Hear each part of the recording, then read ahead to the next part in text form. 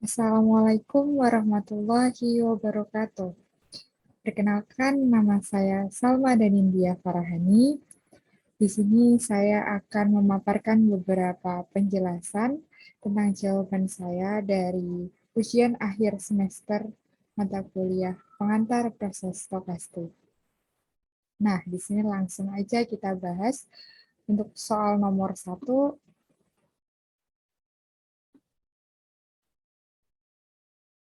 Nah, di sini ada soal diketahui suatu rantai Markov yang dimodelkan oleh suatu kantor penerimaan mahasiswa. Nah, setiap mahasiswa di sini diamati di setiap awal dari semester gugur. Dengan contoh, jika seseorang mahasiswa yang menjadi junior di awal semester gugur, dia memiliki 80% kemungkinan dia akan menjadi senior di awal musim gugur berikutnya, di awal semester musim gugur berikutnya, dan terdapat 15% kemungkinan dia akan tetap menjadi junior dan dia memiliki kemungkinan 5% dia akan keluar atau quit dengan asumsi bahwa jika dia sudah meninggalkan atau sudah quits, dia tidak bisa kembali lagi atau tidak bisa re-enroll. Nah, pertanyaan yang pertama, jika mahasiswa tersebut adalah mahasiswa baru atau freshman, how many years can he expect to spend a student at state? Jadi, berapa ekspektasi dia akan menjadi mahasiswa di perguruan tinggi tersebut. Nah, untuk pertanyaan nomor 2, berapakah probabilitas freshman graduates-nya? Nah, selanjutnya. Nah, dari soal tadi kita ketahui ada matriks transisi, ambil aja matriks transisi P. Di sini ada 6 state dari freshman, sophomore, junior, senior, quits, and graduates. Di sini memiliki probabilitas masing-masing. Nah, dari keenam state ini memiliki beberapa probabilitas dapat digambarkan menjadi gambar seperti ini. Jadi contohnya dari freshman ke freshman memiliki probabilitas 0,1. Nah, di sini dapat digambarkan dari freshman ke freshman memiliki probabilitas 0,1. Dari freshman ke sophomore memiliki probabilitas 0,8. Dan selanjutnya. Nah, secara keseluruhan dapat digambarkan seperti ini. Lanjut. Nah, selanjutnya dari gambar interpretasi transisi, matriks transisi P tadi, kita dapatkan state F, so, J, and Sen. Nah, ini keempat state ini itu merupakan transient state. Kenapa kok bisa kayak gitu? Kenapa bisa disebut transient state? Karena masing-masing state-nya itu tidak menemukan, mereka tidak bisa menemukan jalan untuk kembali lagi ke state tersebut. Nah, misalkan kita ambil state-nya freshman. Freshman ini akan menuju ke sophomore, menuju ke junior, menuju ke quits, namun tidak bisa kembali lagi ke freshman. Tidak ada jalan kembali lagi untuk ke freshman.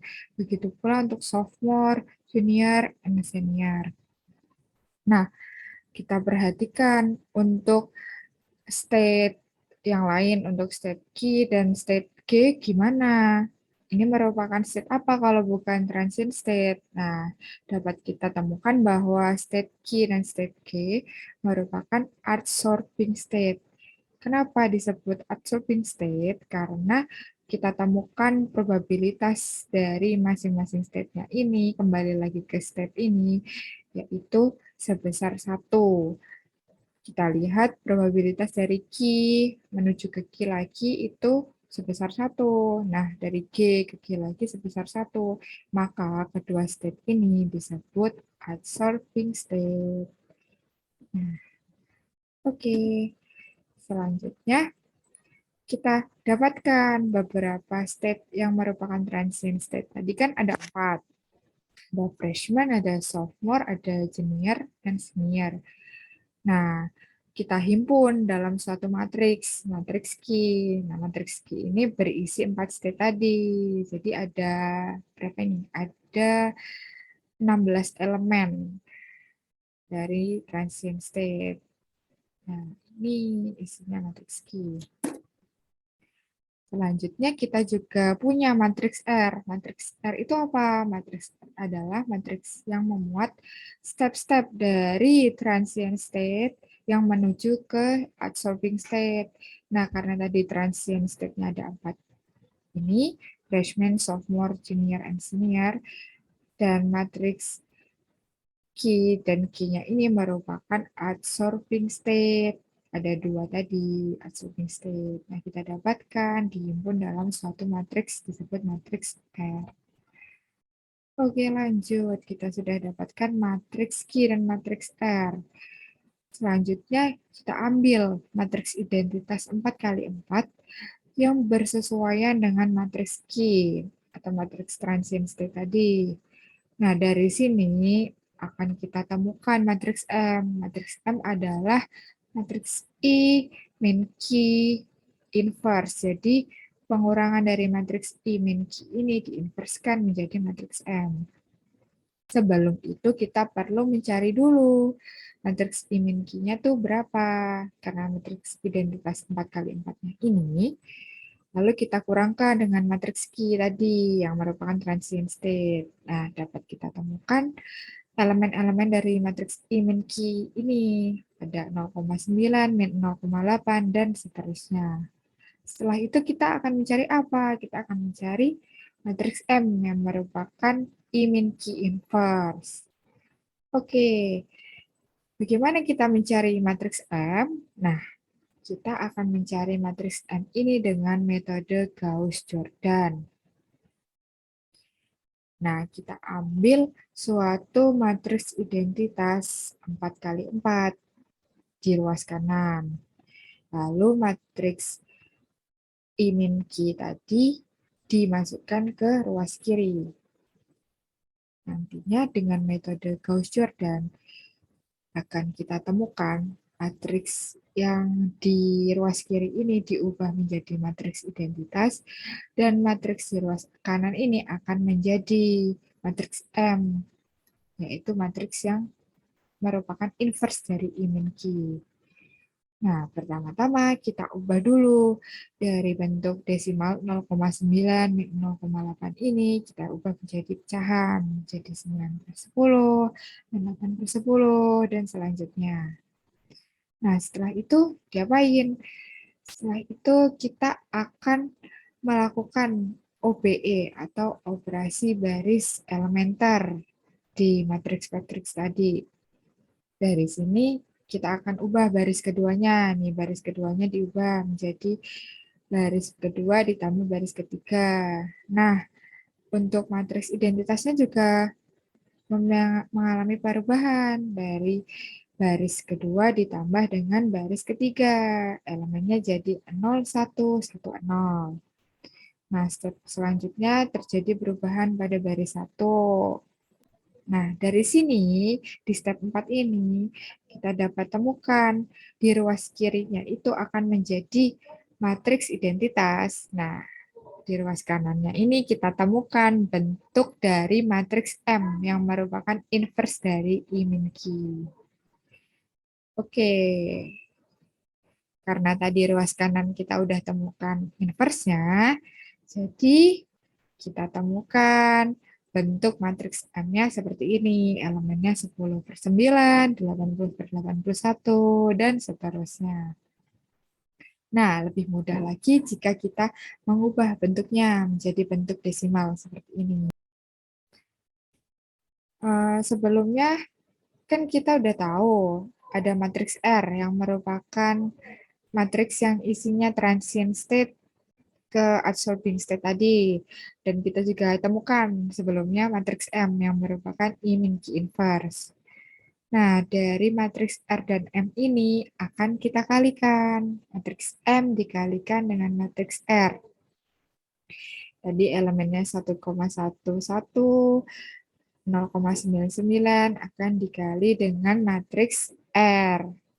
Nah, didapatkan nilai-nilai elemen dari perkalian matriks itu 0,254, 0,748, dan seterusnya yang merupakan matriks 4 kali 2.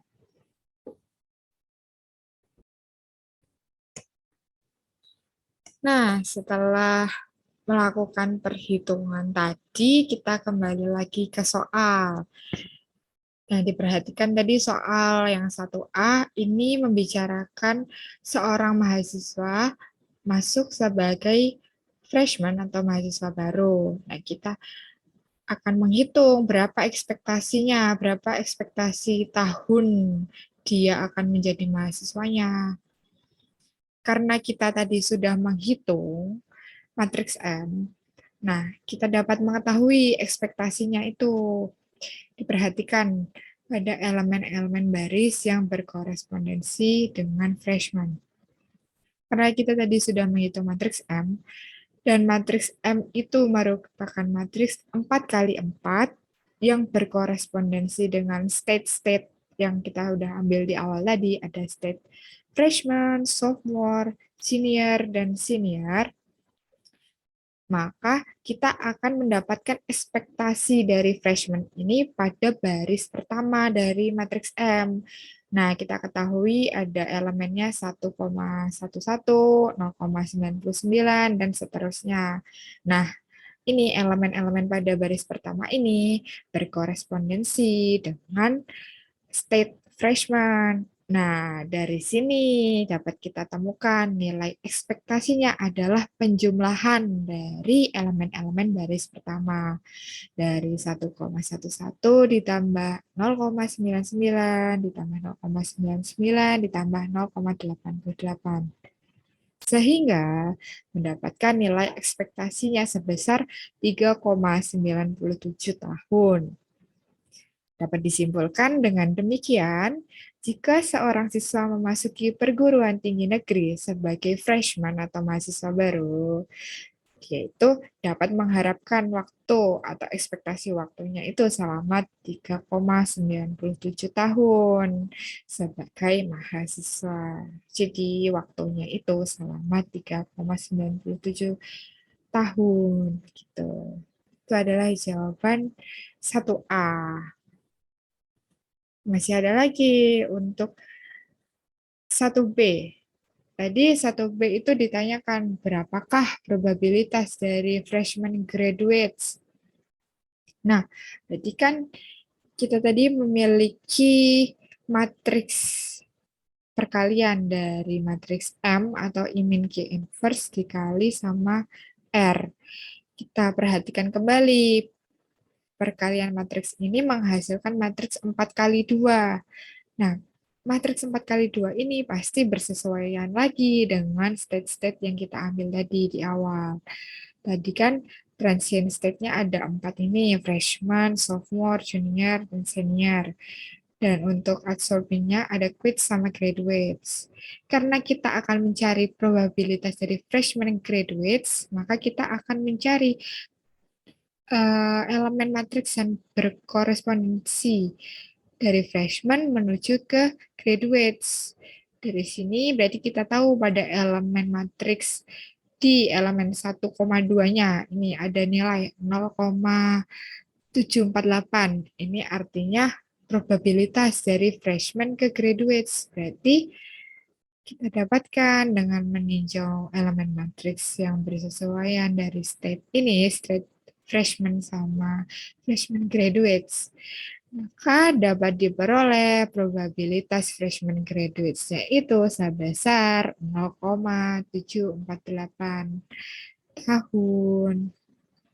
Nah, kita dapatkan probabilitasnya sebesar 0,748. Saya sudah pembahasan untuk nomor 1. Namun kita akan lanjutkan lagi ke nomor 2. Apa ya yang ada di nomor 2 ini? Nah, kita akan lanjut ke nomor 2. Diketahui proses kedatangan pelanggan Pada dua toko, ada toko satu dan toko 2 mengikuti proses Poisson yang independen, yaitu ada XT dan YT dengan rate parameter masing-masingnya ada lambda 1 dan lambda 2. Yang ditanyakan ada yang A, 2A, berapakah probabilitas seseorang pelanggan sampai lebih dulu ke toko 1 sebelum sebarang pelanggan di toko 2. Nah, kita akan mencari probabilitasnya. Untuk yang B, misalkan jika T menyatakan waktu kedatangan pelanggan pertama dari toko 2, selanjutnya XT, T besar, adalah banyaknya pelanggan di toko 1 pada saat pelanggan pertama toko 2 datang, tentukanlah distribusi probabilitas dari XT. Atau dengan kata lain, kita akan menentukan probabilitas XT sama dengan K untuk sebarang K. Yang dibahas di slide berikutnya. Nah, yang tadi ditanyakan berapakah probabilitas seseorang pelanggan sampai lebih dulu ke toko 1 sebelum sebarang pelanggannya dari toko 2. Nah, diberikan kita ambil T1I dan T2I. Ini adalah waktu dari kedatangan pelanggan I di toko 1 dan toko 2 berturut-turut. Nah, jadi T1I ini adalah waktu kedatangan customer I ke toko 1 dan T2 ini waktu kedatangan dari customer I ke toko 2. Nah, jika diambil T ini adalah minimal dari T1 dan T2, sehingga kita tahu probabilitasnya adalah probabilitas dari T1 sama dengan T. Nah, ini adalah nilai integral karena waktunya berjalan dari TK0 sampai TK hingga kita ambil probabilitas T2-nya lebih dari T. Dan di P dari T1 sama dengan T. Dari sini kita peroleh distribusinya, distribusi Poissonnya itu berjalan integral dari T0 sampai T hingga dari E pangkat min lambda 2T dikali lambda 1 dikali lagi dengan E pangkat min lambda 1T. Nah, ini akan sama dengan lambda 1 dibagi lambda 1 plus lambda 2. Jadi kita dapatkan probabilitas T1 sama dengan T ini sama dengan lambda 1 per lambda 1 plus lambda 2. Nah, dengan demikian, kita dapatkan probabilitas dari seorang pelanggan sampai lebih dulu ke toko 1 sebelum sebarang pelanggan dari toko 2, yaitu sebesar lambda 1 per lambda 1 plus lambda 2.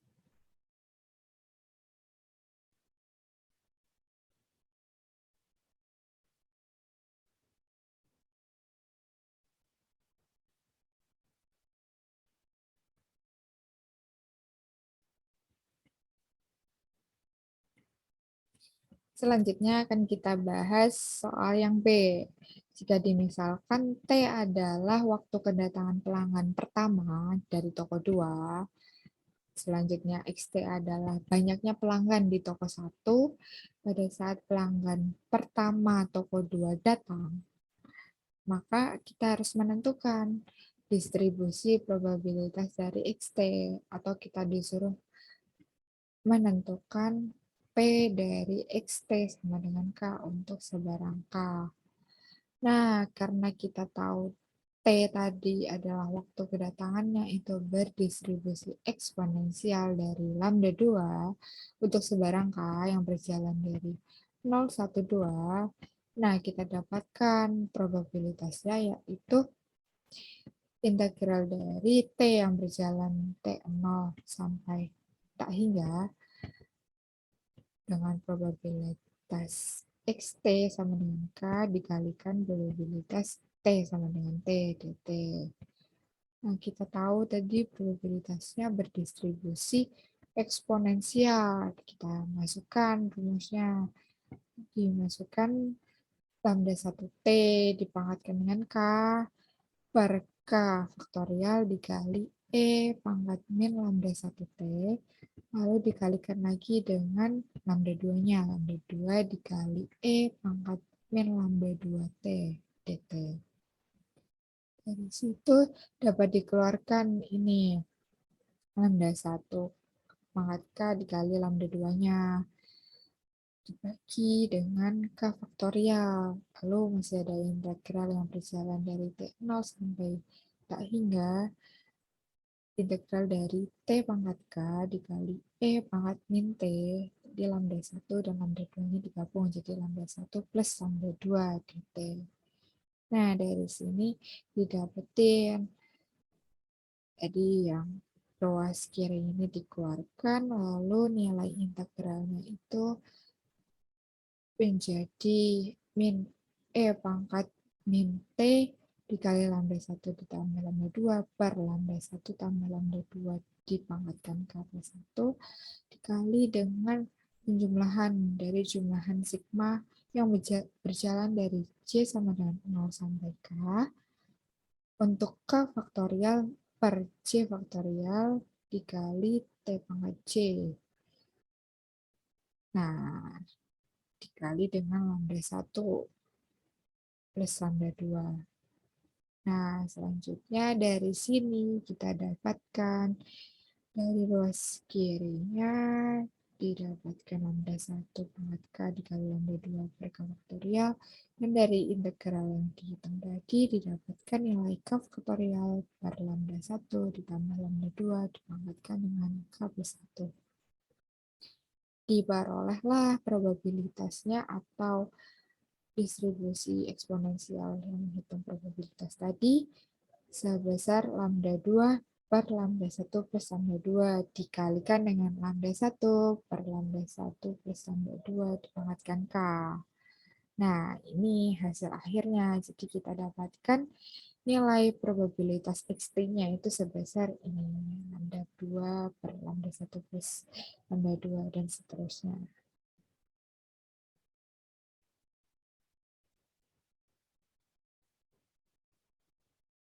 Oke, kita lanjut lagi ke question number 3.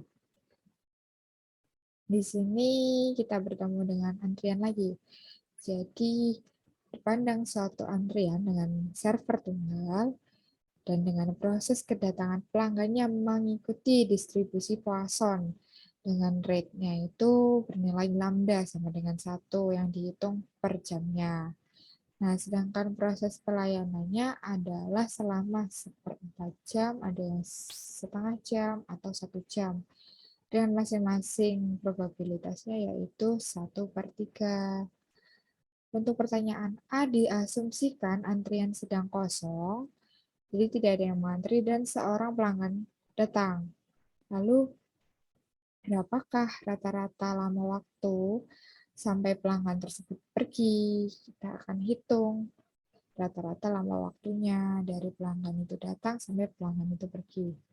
Nah, untuk soal B, pada jangka waktu T yang cukup lama, berapakah probabilitas tidak ada pelanggan yang mengantri? Kita akan bahas selanjutnya. Untuk A, diasumsikan antrian sedang kosong dan seseorang pelanggan datang. Kita akan cari berapa rata-rata lama waktunya sampai pelanggan tersebut pergi.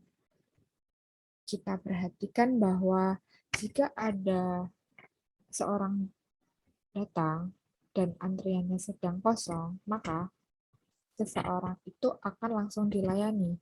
Seseorang itu tidak akan menunggu karena antriannya sedang kosong, sehingga kita akan memperhitungkan dari waktu seseorang itu datang sampai seseorang itu pergi.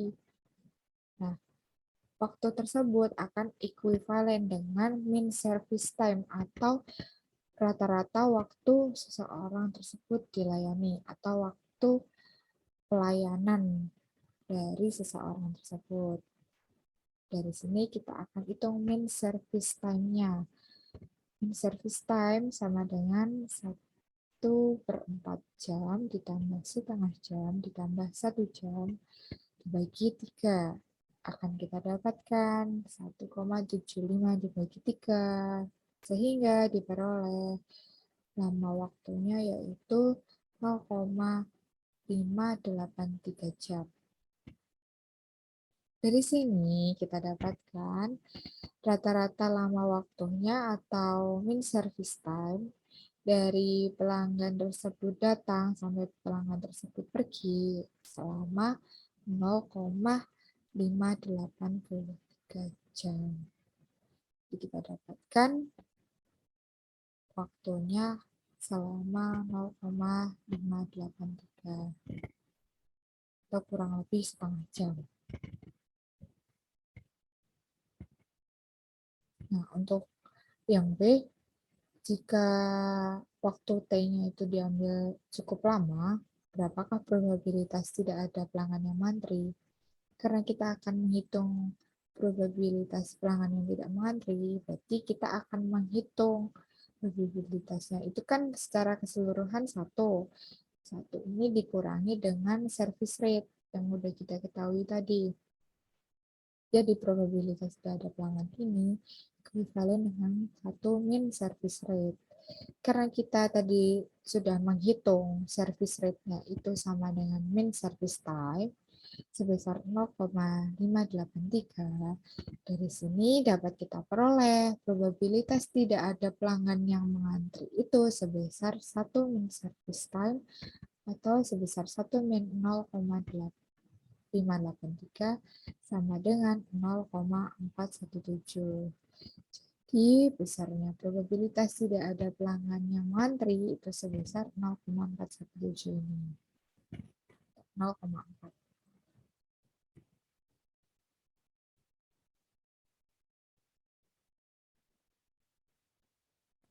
Oke, setelah menyelesaikan beberapa soal sebelum-sebelumnya, kita refleksi dulu yuk.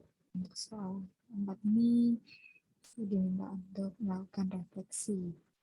Setelah mengikuti perkuliahan ini, nah, saya diminta menguraikan apa saja manfaat dari mata kuliah pengantar proses stokastik ini saya.